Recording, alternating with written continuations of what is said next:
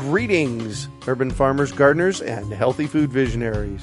Farmer Greg here, and welcome to the 428th episode of the Urban Farm Podcast, where every day we work together to educate and inspire you to become part of your food revolution.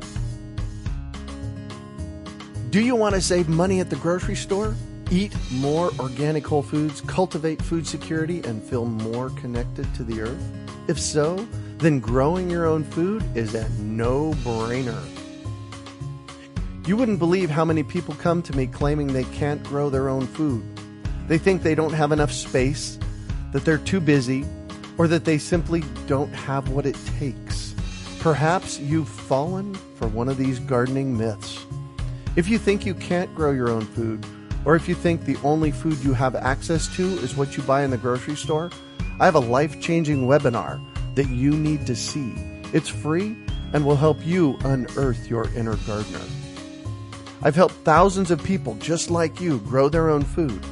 And I'm speaking from my own experience when I say that with the right knowledge in place, there is no such thing as a brown thumb.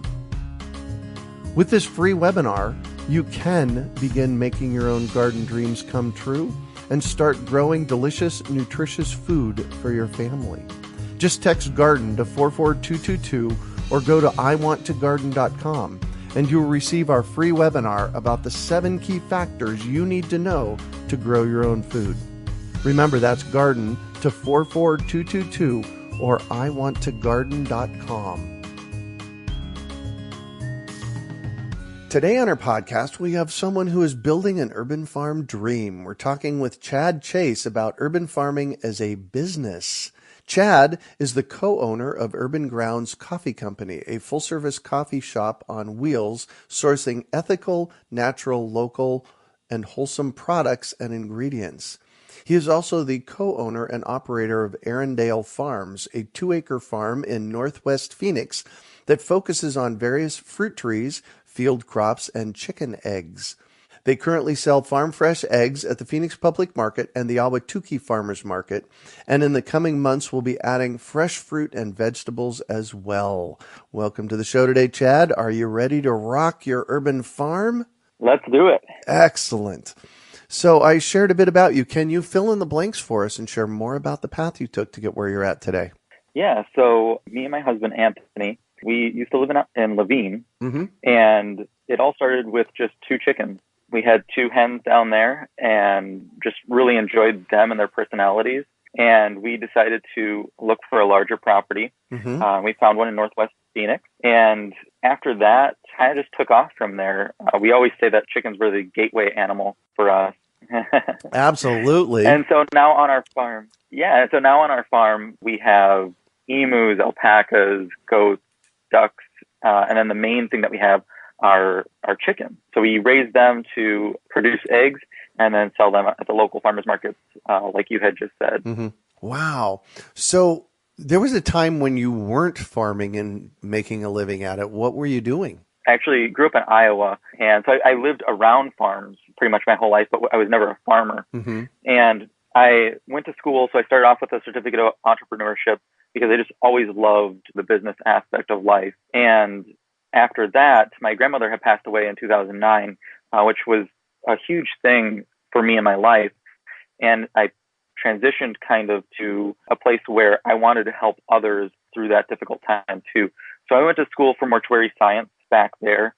And then I worked in the funeral industry for about 3 years, maybe almost 4. And then when I moved down here to Phoenix, I ended up finishing up my bachelor's degree in public administration.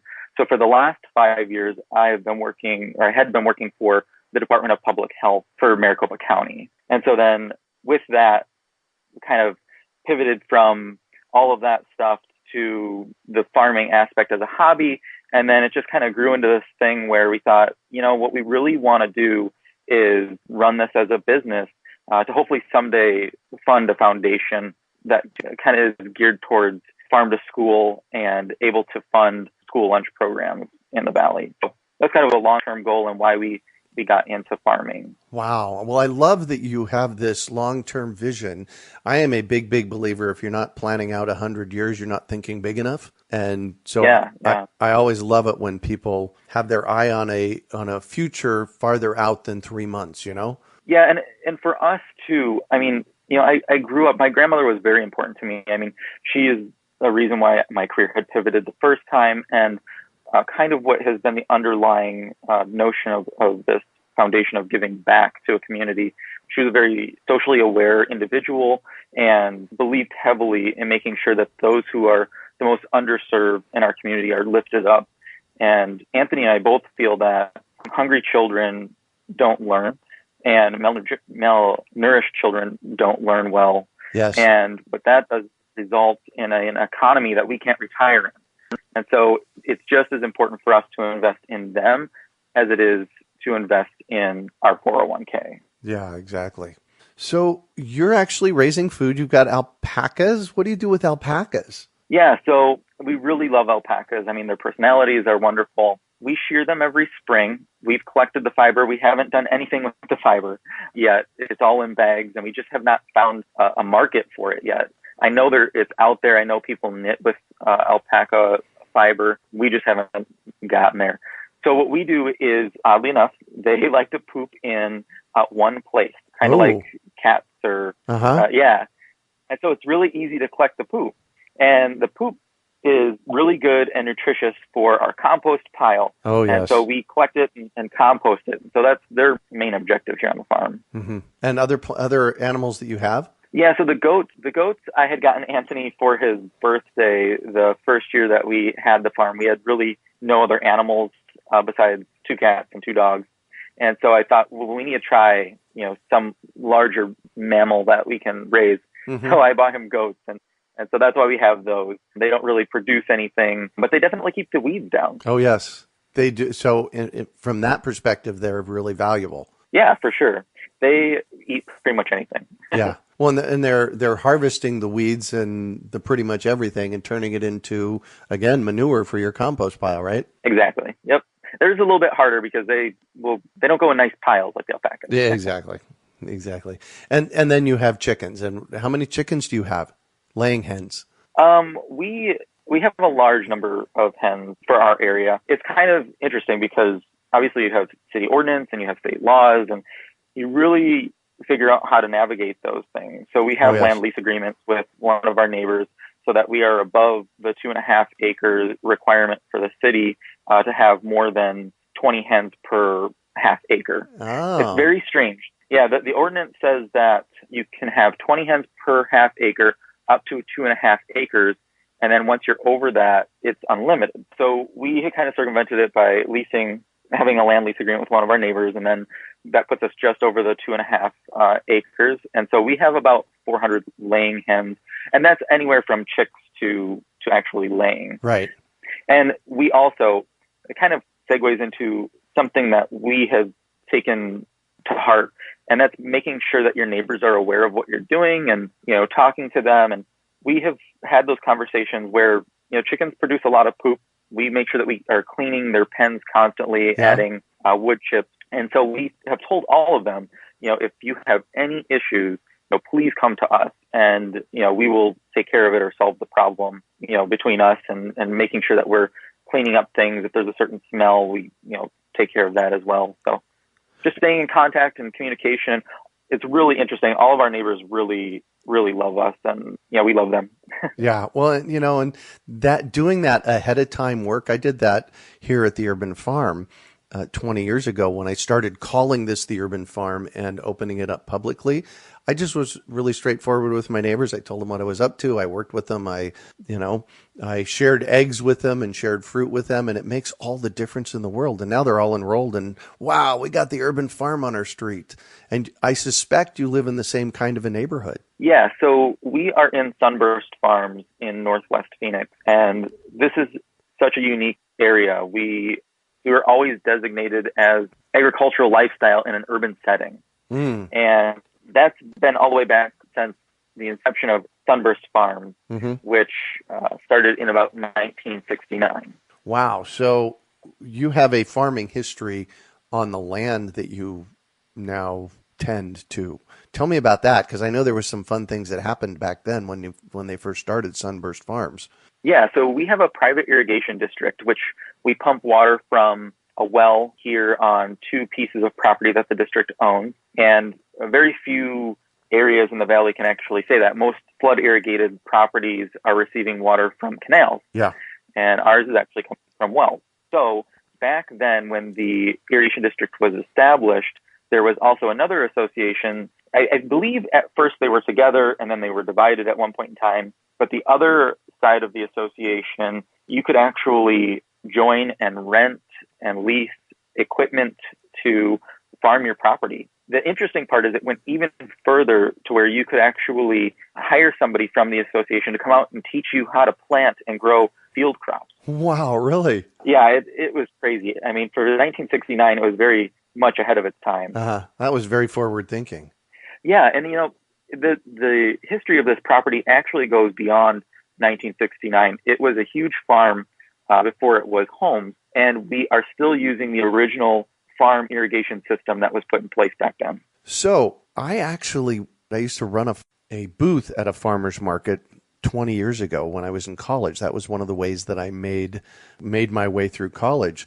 And what I remember was there was this wall that I had to get past about, oh my gosh, how do I get into a farmer's market? And once I got past it, it was like, oh my gosh, that was simple. Have you found the same thing? Yeah, we've experienced exactly this.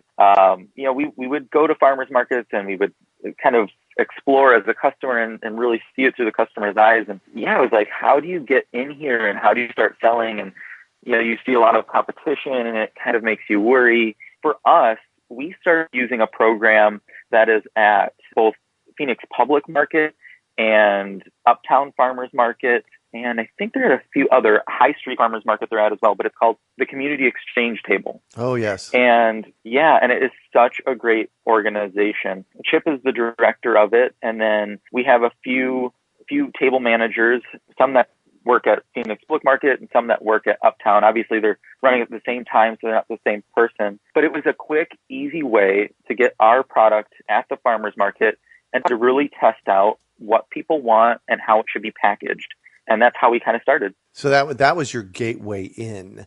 And the community exchange table, it's just a table that you can bring stuff to, and then the table markets it for you and then they pay you for it. Is that how it works? Yeah, so you just bring your produce to the market in the morning, stop by the table, drop it off, you tell them what price you want for the products that you bring, and some things you have to weigh out. So for example, you might say you want 50 cents per orange, but then you have radishes and you want to sell them per bunches. So you want to make sure they're in a bunch and then you have a price for it.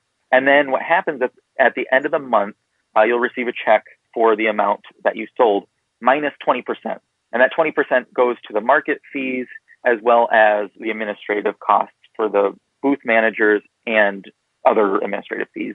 Cool. And then you've stepped past that and you actually have your own booth now. So we actually are still using the community exchange table down at Phoenix Public Market because we have just recently started planting field crops. And that has been kind of an experience for us that has been a huge struggle. We planted stuff and then it died because we ran out of time during the day doing everything else. We've taken some things from our fruit trees and tried selling them there, and we've done really well. So now, as of this fall, we have wholeheartedly invested time, energy, and money into our crop field. And so we'll be having a large abundance of produce. And so we're going to open our first booth probably up at the High Street Market to kind of give us a idea of how it should look and how it should function. Right now, we do have our own booth down in Ahwatukee that we operate. And that is kind of a conglomerate of both of our coffee company and our eggs. Perfect. I was going to ask you if you have your coffee cart at the farmers markets. It seems like it might be a perfect place for it, especially on a cold morning. Yeah, so we have a fully built out trailer, which is a coffee shop on wheels, and take it down to Phoenix Public Market on Saturday morning, and then we take it to High Street Farmers Market on Sunday morning. And it's super busy, so that's why we really haven't branched off into our own booth, but that is the direction we're heading in right now. Nice. When I found that once I really got past the, oh my gosh, what's it take to get into a market, it's pretty straightforward. Can you review that process that you went through? Yeah. So each market manager operates things a little bit differently. For example, there's some market managers that believe that a market should be really diverse and there should be competition. We prefer those markets. We love when there's competition around. And the reason being is because we want people to come to the farmers market with the mindset of grocery shopping, not the mindset of I'm looking for that one craft, right? Because they're only going to spend money on one thing and they're not going to be buying groceries. If you go to the farmers market with the mindset of a grocery shopper, you are there to buy things that you're going to consume that week and then hopefully come back the next week and buy things again that you're going to consume the next week. And that's the type of shopper that we want to continue to filter into the farmers market to make them successful. Right. And with that being said, we've been very cognizant about that aspect of it. If we all of a sudden, for example, when hens go through molting, the egg production drops quite a bit. Mm-hmm. And as we get closer to the winter solstice, where the daylight is at its very least amount in the northern hemisphere, hens egg production slows down the most out of the whole year. And so we supply about 80 dozen eggs a weekend in the summer to the Phoenix public market, whereas right now we are only supplying about 20. And so we want to make sure that there's competition at the market. So when we can't supply the needs of those grocery shopping minded individuals, mm-hmm. there are others to fill in those gaps. And so I think it's better for the farmers market. So you have that one camp where we want diversity and competition. And then you have another group where they really just want one producer of each product. And so we've struggled in those markets a little bit more, but we're learning how to adapt and to fill the needs of the customers at those markets as well. So jumping into it, you kind of look at what markets are available and how managers want you to present yourself. And so we've been working with both of them, trying to figure out how to get the vegetables there and then making sure that we're diversified enough to meet the needs of our customers. Yeah, perfect. And then there's just a form to fill out usually at the farmers market. So we just pick up an application from the market manager and then fill it out. Some markets will have an application fee, and then after that, it's just a percentage of your sales. And each market has a different percentage that they have allocated for either farmers or crafters. So you want to check that out to make sure that it's feasible for your farm. Mm-hmm. But generally speaking, it's really super simple to get into a market. Oh, yeah. I think we put more fear as a wall from us entering a market than is even necessary. It is really simple. Mm-hmm. Cool. So what's the future of your little adventure there? Big adventure, because actually 2.5+ acres, in my opinion, is a big adventure. Yeah. So it's funny because a lot of people ask us about our farm name and they're like, well, why does it farms when you just have one? And I said, because I'm thinking about the future. We won't just have one. So we would like to expand to 4 acres eventually if the opportunity arises. So we're kind of working towards that. Yeah, and we've looked outside of the city possibly as our egg business continues to grow, and that comes with a whole different ball game. So we're trying to maximize what we have here and then kind of see where we go. And as our market share grows, so will our farm. Nice. So one of the cool things that I always look for is people that actually have named farms. Why did you decide to name your farm, and what's the thought process behind Arrandale Farms? Yeah, so Arrandale is actually my husband's last name before we got married. Mm-hmm. And we were down getting our marriage license back in Iowa, and his mom was with us, and we had lightly talked about what we wanted to do, and I was in the impression that we were just going to keep our last names and not have to deal with that. But he filled out his section and he changed his last name, and the look on his mom's face, I thought she was going to fall over right then and there. Mm-hmm. But so that's why we named our farm after his family, because nice. We kind of wanted to keep it balanced, and it really is an awesome name. I really, really enjoy it. And what was the impetus behind actually naming your farm? What happened there? Right. So I think, as you're thinking about starting a farm or you're in the process of starting a farm, you want to have something that's marketable and that's unique.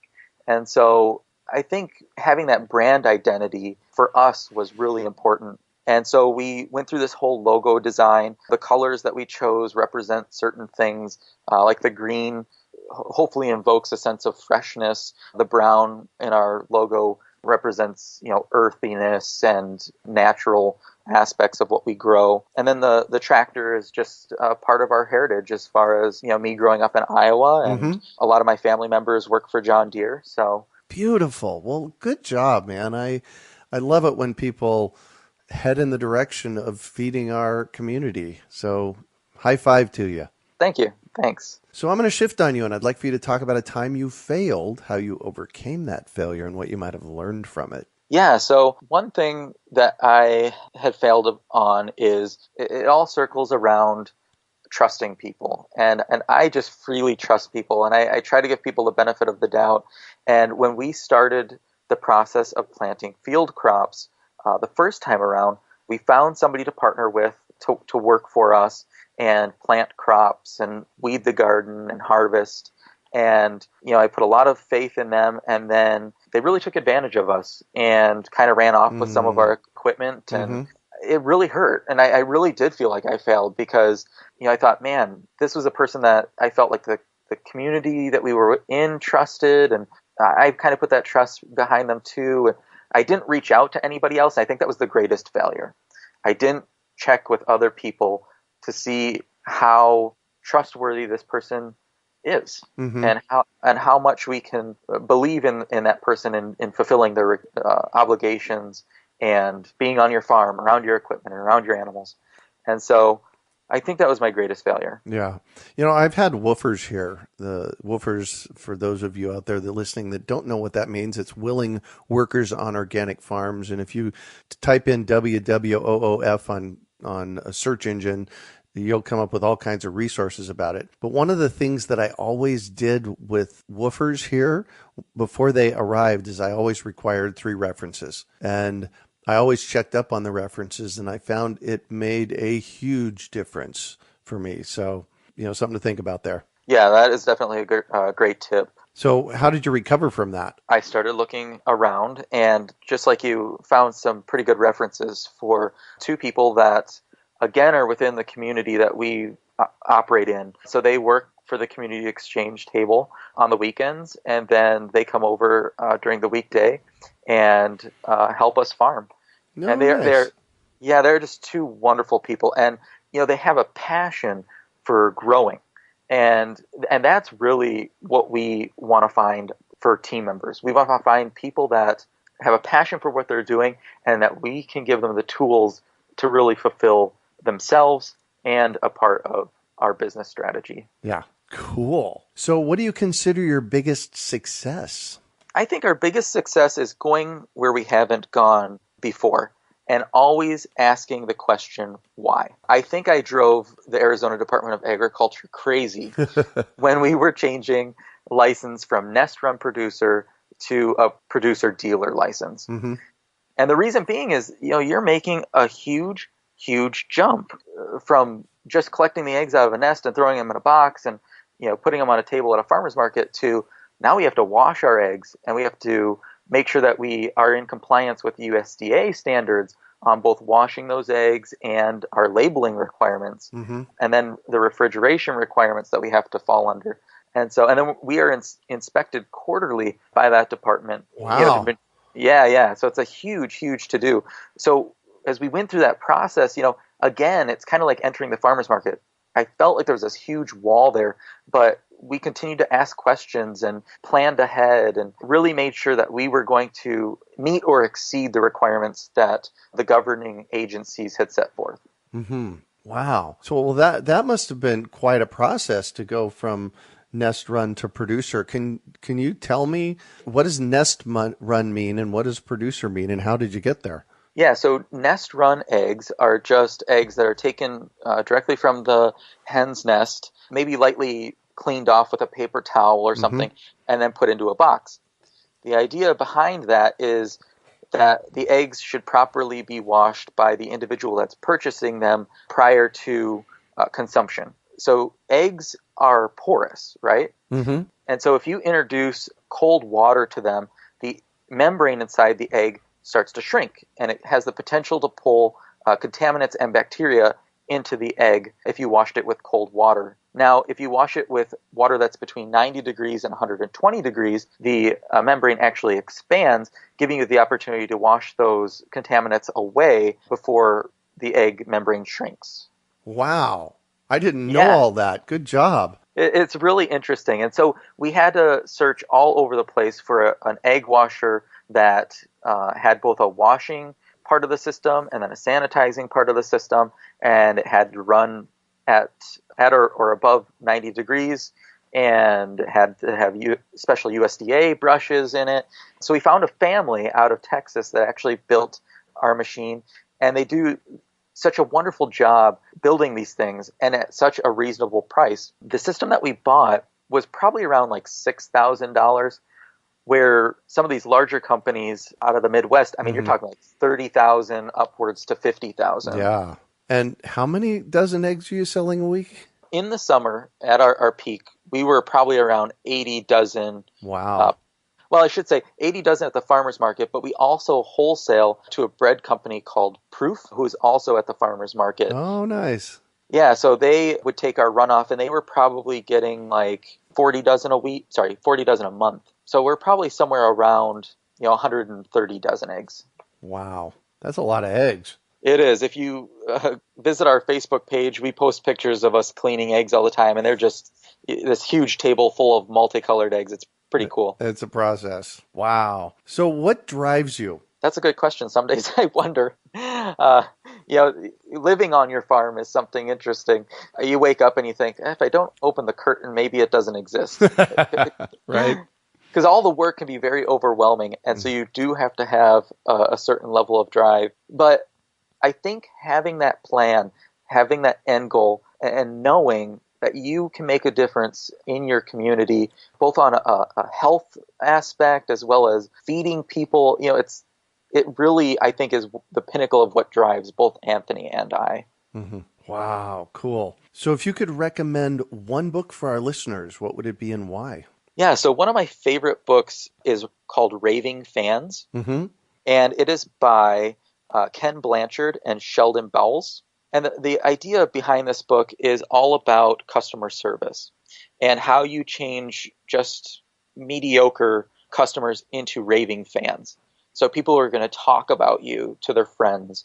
People are going to share the content that you put out on social media. And a lot of it is hypothetical in nature in the book, but they always draw it back to real world concepts. And so as we've developed our businesses, this has been a book that we've shared with our team members so that they can understand how we want to approach customer interactions and product development. So you're really running this like a business. Oh, yeah. Yeah. Well, that's where your entrepreneurship background comes in at, huh? Yep. Yeah, we want it to be successful because ultimately we want to create a foundation that supports farm-to-school education and school nutrition programs. And so in order to do that, we want our companies to be successful so that it can fund that foundation independently. There's a lot of companies out there that disguise themselves as nonprofits, and they're reaching out to collect funds to really raise their capital so that they can grow their business. We wanted to do it a different way. We wanted to invest in our companies, make sure they're successful, and that those companies are donating to that foundation. Yeah. Awesome. Good job. Thanks. So what one final piece of advice do you have for our listeners? I hate to steal other people's taglines, but just do it. Get out there, get your hands dirty, ask the questions that need to be asked. And there's no shame in that. There is no shame in not knowing. There's no shame in failing. You always have to kind of fail forward to make sure that you are growing as an individual, and hopefully you can feed your community. Yeah. Wow. Beautiful. Beautiful. And thank you so much for joining us on the show today, Chad. I really appreciate this opportunity, Greg. So how can our listeners get a hold of you? Yeah, so you can find us through our website, which is www.arrandalefarms.com, or on social media. Both our handles on Instagram and Facebook are Arrandale Farms. And I'm going to spell Arrandale for you because it's kind of tricky. Perfect. It's ARRANDALE, and then Farms. Perfect. You can also find show notes from today's podcast at urbanfarm.org/Arrandale. We are your urban farming resource. You can find our podcast on iTunes, Google Play, Stitcher, iHeartRadio, and every place that podcasts are served. Also visit urbanfarm.org to find articles, webinars, courses, and more. Well, that's it for today. Thanks for joining us on the Urban Farm Podcast.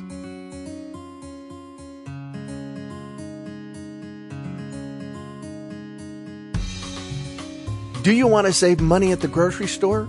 Eat more organic whole foods, cultivate food security, and feel more connected to the earth? If so, then growing your own food is a no-brainer.